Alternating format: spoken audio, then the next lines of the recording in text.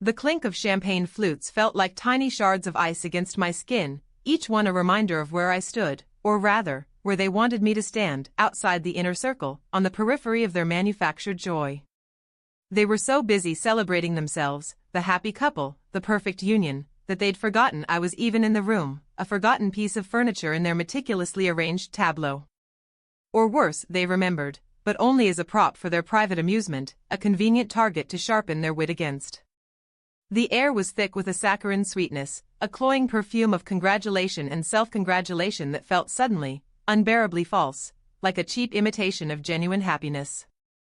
It started subtly, as these things often do, a slow erosion of politeness that crept in around the edges of forced smiles. A raised eyebrow, a barely perceptible narrowing of the eyes when I mentioned my career path, a dismissive wave of the hand, as if swatting away a fly, when I tried to contribute to a conversation about their honeymoon plans, a topic I had no real stake in but attempted to engage with out of familial obligation. Then came the whispers, the hushed conversations that would cease abruptly when I drew near, the shared glances that spoke volumes without uttering a single word. My sister, Sarah, beaming under the fairy lights that dripped from every surface like crystallized tears, caught her fiancé's eye. They exchanged a look, a silent, conspiratorial signal, and they both smirked. It was a small thing, a fleeting moment, but it landed like a carefully aimed punch, leaving a bruised ache in its wake. He leaned in, his lips close to her ear, and said something I couldn't quite hear over the persistent, artificial din of the party, a mumble lost in the cacophony of well wishes and polite laughter. She giggled, a sharp, unkind sound that scraped against my nerves.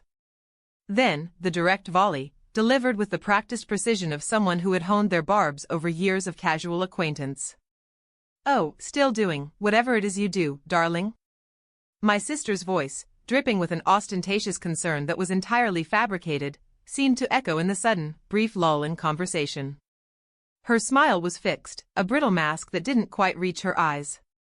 Her fiancé, Mark, a man whose confidence often bordered on arrogance, chimed in, his tone jovial but laced with a familiar, suffocating condescension. "Yeah, we were just talking about actual careers. You know, the ones that, like, pay bills and make you feel like you're part of the real world?" He chuckled, a self-satisfied sound that resonated with an irritating self-importance. The small cluster of guests they'd drawn in around them, a loosely formed circle of nodding heads and polite, unconvincing laughs, offered their contributions to the collective dismissal. My aunt, a woman whose usual demeanor was one of quiet judgment, patted my arm, her eyes full of a pity that felt far worse than outright disdain, as if I were a stray dog they'd accidentally let in from the rain, a creature to be tolerated but never truly embraced. It was clear, they saw me as a perpetual disappointment, a project that had never quite panned out, a living embodiment of their unmet expectations, someone to be pitied or, apparently, mocked. My throat tightened, a physical manifestation of the emotional constriction that was beginning to take hold. I could feel a heat creeping up my neck, a familiar, uncomfortable flush that always signaled the onset of humiliation, a sensation I'd spent years trying to outrun. I'd always been the quiet one, the observer, the one who'd taken the long way around, building something steady and unassuming from the ground up, brick by painstaking brick, while they were busy acquiring the shiny, the loud, the superficial, the things that caught the light and demanded attention. I'd always assumed, perhaps naively, perhaps stubbornly, that my quiet success, my carefully cultivated achievements, would eventually speak for themselves, that their inherent value would be recognized and appreciated in due course. But here, surrounded by their chosen circle, their curated audience, my quiet was just an invitation for their derision, a void that they were all too eager to fill with their dismissive pronouncements. My sister, Sarah, had always been the golden child, the one who seemed to effortlessly navigate the complexities of life, leaving a trail of admiration in her wake. Effortless charm, a knack for saying the right thing at precisely the right moment, and an uncanny ability to land herself in situations where she was the undisputed center of attention.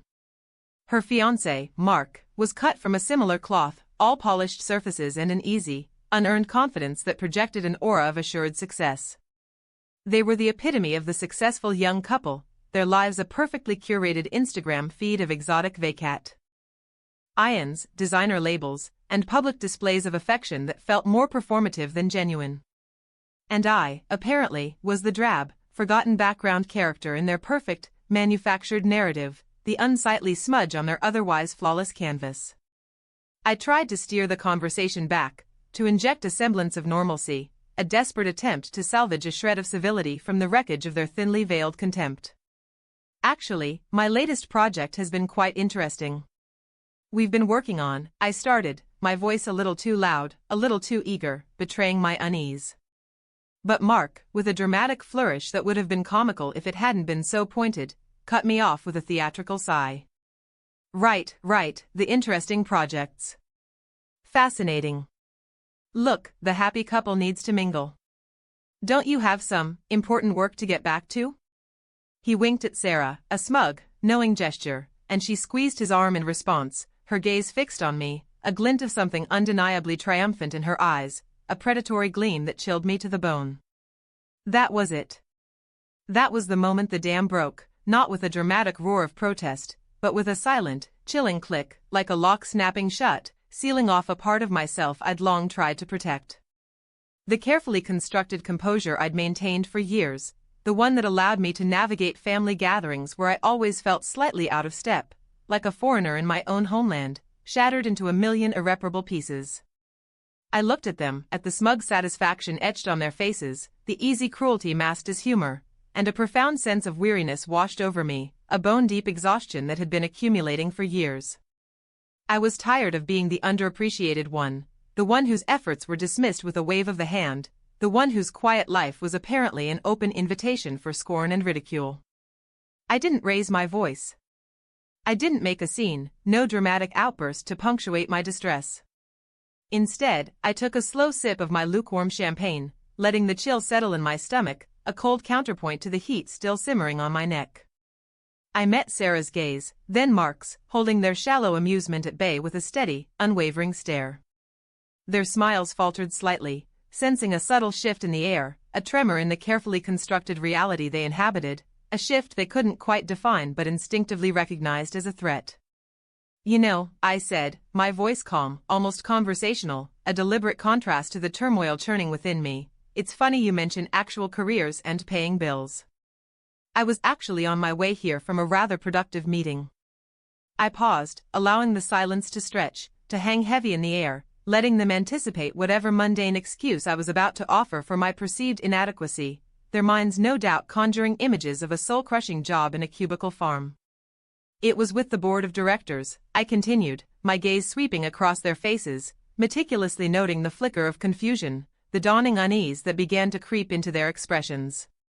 They were quite pleased with the Q3 projections, particularly regarding the expansion into the European market. We're looking at a significant increase in revenue, which, as you might imagine, makes for a rather busy schedule. The jovial atmosphere around them had already begun to dissipate, the infectious laughter of moments before replaced by an awkward stillness. People who had been loosely gathered, ostensibly listening in on their amusement, now subtly drifted away, sensing the shift in the air, a palpable change in the emotional temperature of the gathering. Sarah's fixed smile had tightened, her eyes widening with a sudden, dawning apprehension. Mark's attempt at a confident smirk had morphed into a bewildered frown, his easy bravado beginning to crumble under the weight of my unexpected pronouncements. Actually, I added, my voice still soft, betraying none of the seismic shift occurring within me, the reason for the meeting was to finalize the acquisition. We've been in negotiations for months. It's a rather significant undertaking, securing the future of a company that's been a pillar in the industry for decades.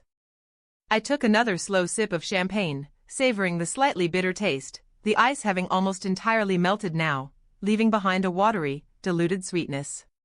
It's a company you're both quite familiar with, I imagine, I said, my voice carrying a newfound weight, an authority that had been dormant for far too long. It's the one that signs your paychecks. The one that employs most of the people in this room, in fact. The one whose annual bonus structure we were just discussing. You know, the one where my name is on the door. The world tilted on its axis. The incessant clinking of glasses seemed to cease, swallowed by a sudden, profound silence. Sarah's face, drained of color, her carefully applied makeup suddenly looking stark and unflattering against her ashen skin, her carefully constructed facade crumbling with alarming speed. Mark, the picture of effortless superiority moments before, looked like a child caught with his hand in the cookie jar, his jaw slack, his eyes wide with a dawning comprehension that was clearly painful. The small cluster of guests who had been so eager to join in their mockery now shuffled their feet, their eyes darting between me and the stunned couple, a silent acknowledgement of their own misjudgment. The playful mockery that had filled the air moments ago had curdled into a thick, palpable silence, heavy with embarrassment and the sudden, unwelcome realization of a profound miscalculation. Sarah stammered, her voice a thin, reedy thread, barely audible above the pounding of my own heart. You own the company?" Her question hung in the air, laden with disbelief and the dawning horror of what she had just revealed about herself. I offered a small, almost imperceptible nod, a simple confirmation that felt both monumental and anticlimactic. "I do. My father left it to me. I've been running it for the past 5 years. I didn't elaborate, didn't offer explanations or justifications, no need to defend my position or my achievements. The facts, stated plainly and without embellishment, hung in the air, undeniable and irreversible, like a decree. The reactions, though not outwardly dramatic, were swift and telling. The confident swagger Mark had displayed so readily evaporated, replaced by a nervous fidgeting, a frantic search for an exit strategy.